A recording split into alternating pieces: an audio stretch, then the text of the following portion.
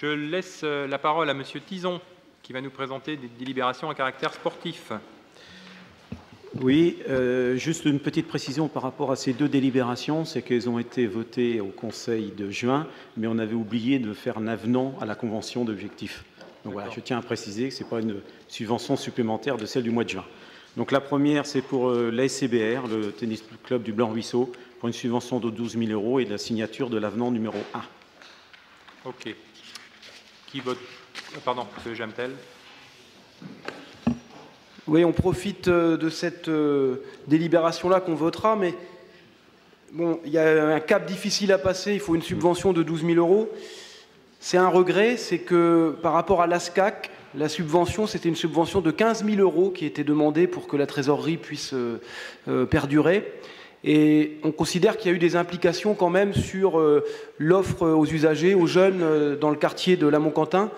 Bon, on reviendra sur ce sujet de manière plus étayée lors du débat sur les orientations budgétaires, mais les conséquences par rapport à la politique de jeunesse, on peut dire qu'il y en a, notamment par rapport à l'accueil des jeunes, au suivi des jeunes dans ce quartier de la Montquentin. Donc c'est vraiment un regret que l'ASCAC n'ait pas pu être sauvé, enfin, ou n'ait pas pu recevoir cette subvention de 15 000 € qui lui aurait permis de continuer son activité. Voilà. Mais au-delà de l'association sportive et culturelle de la Montquentin, parce que c'est l'acronyme est l'ASCAC, donc ça a été aussi, d'une certaine façon, une volonté municipale de municipaliser le service jeunesse à travers ce pôle, qui est le pôle référent maintenant, autour du gymnase de la Montquentin, et qui s'appelle d'ailleurs le pôle l'ELAC. Voilà.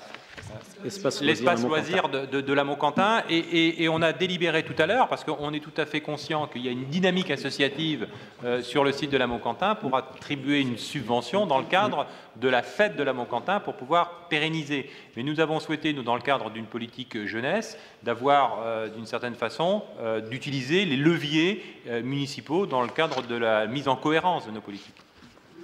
Je n'ai rien contre les associations, hein. Je vous redonne la parole, là, voilà. C'est tout à fait important, la subvention de tout à l'heure, mais il est clair que l'ELAC, qui a remplacé l'ASCAC, si on prend dans le détail, si on faisait l'analyse détaillée des capacités d'accueil maintenant de cette étape, enfin, du gymnase, de l'accueil avec l'informatique et tout, elles sont moins importantes aujourd'hui qu'elles ne l'étaient auparavant. Et très honnêtement, si Madame Thiolan penche la tête, on peut faire un état des lieux très détaillé. L'amplitude d'ouverture n'est plus la même. L'amplitude d'ouverture n'est plus la même. Mais très honnêtement, je ne suis pas sûr que ce soit l'après-midi pour faire ce débat-là. Mais si on rentre dans le détail de ce qu'était la direction d'enfance-jeunesse, le fonctionnement qu'elle avait, la capacité qu'elle avait par rapport au quartier des provinces d'avoir un suivi très qualitatif des jeunes, de ce point de vue-là, nous avons reculé, et je crois que c'est quelque chose qu'il faudra mettre dans le débat sur la politique de jeunesse. Voilà. On est d'accord, mais là, on va pas faire le débat ce soir, mais la population sur le quartier de la Montquentin a évolué. Il faut savoir aussi que nos structures jeunesse, elles existent, heureusement, elles existent sur le quartier des provinces, et là aussi, on prend appui sur un certain nombre d'autres structures. Bon, on va pas faire le débat. Juste quelques précisions. Alors, Lydia. Juste 2-3 précisions. Bien sûr, Muriel, tu pourrais aussi répondre, mais puisque tu as été vraiment pilote en la matière, il y a eu une reprise de Thierry Le Sen, salarié de l'ASCAC, par la ville de Cherbourg-Octeville. Par ailleurs, on a une ouverture certainement moins importante. Je hoche pas la tête pour dire que tout va bien et qu'il y a autant d'ouverture. Certainement pas. Mais on a une ouverture malgré tout. Pendant toutes les journées au cours de cet été, pendant les vacances scolaires, l'équipement était ouvert et a accueilli, matin comme après-midi, voire parfois durant les soirées, des jeunes du quartier. On ne doit pas oublier également que la ville a ouvert à la maison Olympe de Gouges un accueil jeune, puisque nous avons maintenant un référent jeunesse à la maison Olympe de Gouges, qui est en capacité, lui aussi, d'opérer un certain suivi. Et il est vrai également qu'on a à 200 mètres exactement, 300 mètres, une autre structure jeunesse qui est la Maison pour tous, qui est également très aidée par la ville. Donc j'ai pas le sentiment, forcément on n'est pas dans le même service exactement que celui qui existait lorsque la SCAC était en place, mais je n'ai pas le sentiment que le territoire soit pour autant abandonné.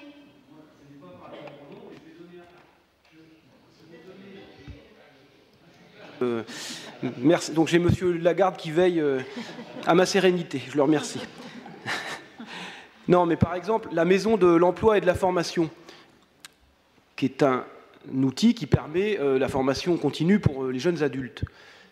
La possibilité pour un certain nombre de jeunes d'intégrer cette structure-là dans des bonnes conditions était notamment permise par un certain nombre d'éducateurs spécialisés, et il y avait un lien entre ce qui se faisait dans le cadre du bâtiment qui était occupé par la SCAC. Il y avait des choses, et il y avait une prise en charge d'un certain nombre de publics qui ne sont pas les publics de la Maison pour tous, et qui ne sont pas non plus les publics de la MEF, c'est-à-dire qu'il y avait une possibilité meilleure d'accompagner au quotidien, d'avoir un accompagnement qualitatif dans la durée, d'aller rechercher un certain nombre de jeunes, et cette capacité-là, elle est réduite. C'est tout. Et donc, ben oui, mais sauf que c'est un problème, parce que dans le cadre de la politique de ville, de la politique des quartiers prioritaires et tout ça, il ne s'agit pas de s'appuyer sur ce qui s'est fait par le passé pour dire c'est catastrophique ce que vous avez fait par rapport à la SCAC, c'est de dire il y a un bilan à tirer du fait que cette structure n'ait pas pu se poursuivre et que dorénavant, pour un endroit qui était stratégique, parce que même par rapport au renouvellement urbain, c'est un lieu qui est central entre le quartier des provinces et le quartier des bassins. Et donc là, il y avait parce que c'était en lien avec l'éducation spécialisée, c'est-à-dire la formation, la qualification des intervenants de la direction enfance-jeunesse. Et la direction enfance-jeunesse, d'une certaine manière, le sentiment que nous avons, c'est qu'il n'y a pas de nouvelles orientations qui sont définies, il y a un manque de visibilité, il y a un manque de projet par rapport à ce qui pourrait être fait. Et c'est pour ça que je renvoie au débat sur les orientations budgétaires qu'il y aura la prochaine fois, parce que sur la politique de jeunesse, il y a, de ce point de vue-là, il y a eu un recul de la prise en charge de certains jeunes. Je ne peux pas vous laisser dire ça, c'est pas vrai. C'est pas vrai. On a des repositionnements, je ne vous cache pas que tout n'est pas parfait, on a des repositionnements, on se rend compte qu'on prend appui sur un certain nombre de structures, de professionnels de très grande qualité. On a réintégré, comment dirais-je, Monsieur Thierry Le Sen, en lui offrant un vrai statut, alors qu'il était dans un emploi, je veux dire, avec une très grande précarité. On a une volonté offensive sur ces quartiers, et notamment dans le cadre de la déclinaison de notre politique jeunesse. Ben, on aura l'occasion d'en reparler, on ne va pas faire le débat là-dessus, mais je pense qu'on aura l'occasion de se revoir. Et juste pour terminer, le projet, il est à l'étude, il est en écriture, donc forcément, il peut ne pas paraître encore parfaitement clair, il n'a pas encore été présenté, Madame il est à l'étude. Oui, pour en revenir au sujet du Blanc-Ruisseau, j'avais entendu dire qu'il serait transféré à la Pôle. Est-ce que c'est toujours d'actualité? Si vous aviez écouté mes propos liminaires, ils étaient conséquents, mais j'ai parlé de... J'ai dû décrocher un moment. Vous avez décroché, excusez-moi. Mais voilà, ça fait partie des dossiers sportifs, le transfert sur le site tennistique de la Pôle que nous allons mettre en œuvre sur cette année 2014-2015. Franck Tizan, tu peux dire deux mots. Oui, c'est justement le but de cette subvention exceptionnelle, c'est pour les soutenir dans ce moment difficile. Ils sont dans des structures, des équipements qui sont assez vieillots, effectivement. Donc c'est pour les soutenir au niveau du fonctionnement et tout ça, parce qu'ils ont beaucoup de dépenses. C'est pour les soutenir dans ces moments difficiles jusqu'à qu'ils soient déplacés sur la Pôle quand ils auront des structures vraiment adéquates pour faire du sport. Voilà, je propose de passer aux voix cette délibération. Qui vote contre, qui s'abstient, délibération adoptée à l'unanimité. On passe à la JS. Oui, c'est la deuxième subvention dont je te parlais tout à l'heure. Donc c'est l'aide à la JSC Handball pour la montée en Pro D2. Et donc c'est la signature à l'avenant numéro 1. Tout à fait. Subvention pour laquelle nous avions déjà délibéré. Tout à fait. Qui vote contre, qui s'abstient, délibération adoptée à l'unanimité. Et je vous en remercie. Donc les conventions de paiement pour l'utilisation des piscines. Oui, tout à fait. Comme c'est indiqué dans le titre, donc c'est pour les villes, les paiements pour les villes de Couville, Ardinva, Martinva, Tolva, ainsi que des communes comme Sauce-Ménil, Saint-Pierre-Église, Valognes et la Glacerie pour la mise à disposition de la piscine payante.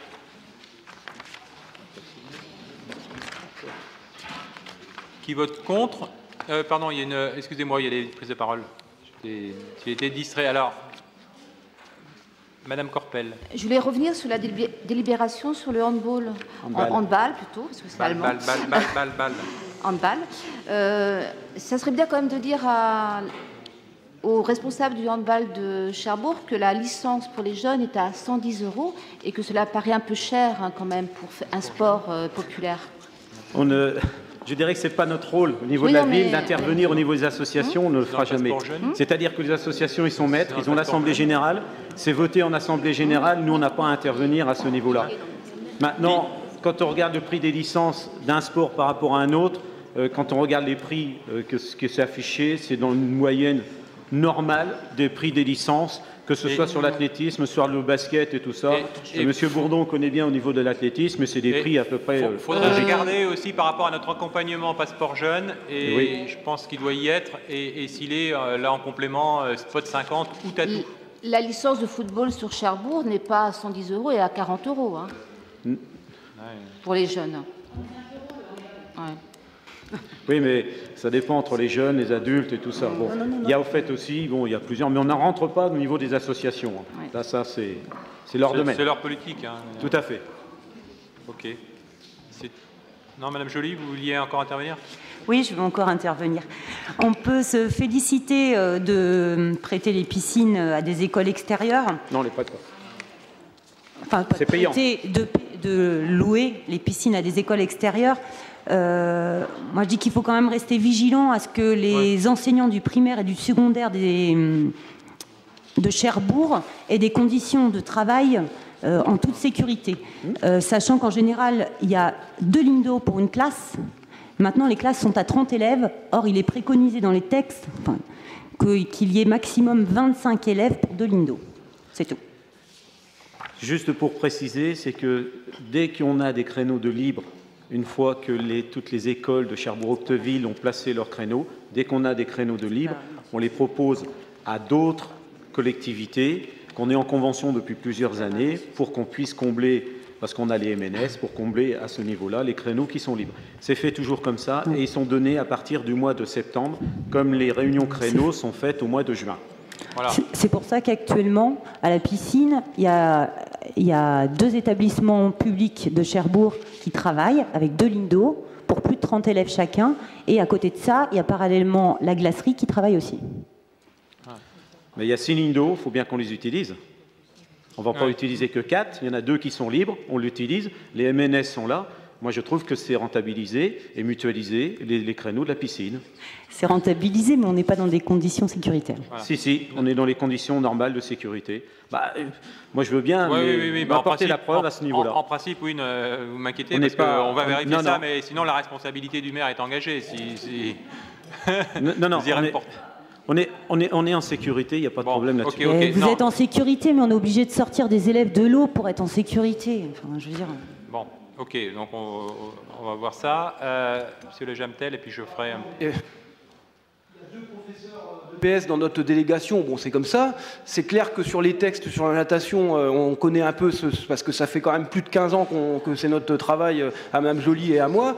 On sait le nombre d'élèves maximum qu'on a le droit de mettre dans l'eau, et c'est quand même des textes que l'on connaît. Bon. Donc on ne fait pas ça à la légère, de pointer le doigt sur un possible problème de sécurité. Je vous remercie, on regardera ça. Toujours est-il que sur le sujet global des créneaux des piscines, c'est vrai qu'il y a des tensions. Et on ne pourra pas régler ce problème uniquement à l'échelon communal de la ville de Cherbourg-Octeville. Donc là aussi, dans le dialogue qu'on a avec les autres collectivités, c'est de voir comment on peut mieux harmoniser et se répartir. Il faut savoir qu'en dehors de l'accueil des scolaires, on a l'accueil de nombreux clubs et les sports nautiques, enfin, je ne sais pas si on doit ou les sports aquatiques, d'une certaine façon, ont une capacité d'innovation pour développer de nouvelles pratiques. Et ça, c'est bien, c'est tant mieux. Donc, on nous demande des créneaux supplémentaires pour des pratiques qui sont nouvelles, qu'on ne connaissait pas il y a quelques années. Et tant mieux, on ne peut que s'en féliciter, mais on se rend compte qu'on est dans des tensions extrêmes au niveau des attributions de créneaux, auxquelles viennent s'ajouter, quand je dis des pratiques, eh bien, les pratiques notamment qui sont liées à l'aquagym liées aussi à l'estime de soi, à l'estime de soi par rapport à des problématiques qui sont liées à l'obésité, qui sont liées à des chirurgies réparatrices, etc., sur lesquelles il faut quand même un certain confinement. Donc vous voyez, ça pose, il y a un vrai sujet sur cette question, et on essaiera d'y apporter des réponses, mais on ne peut pas le faire tout seul malheureusement. Voilà, donc vous voyez, on est parti de très loin.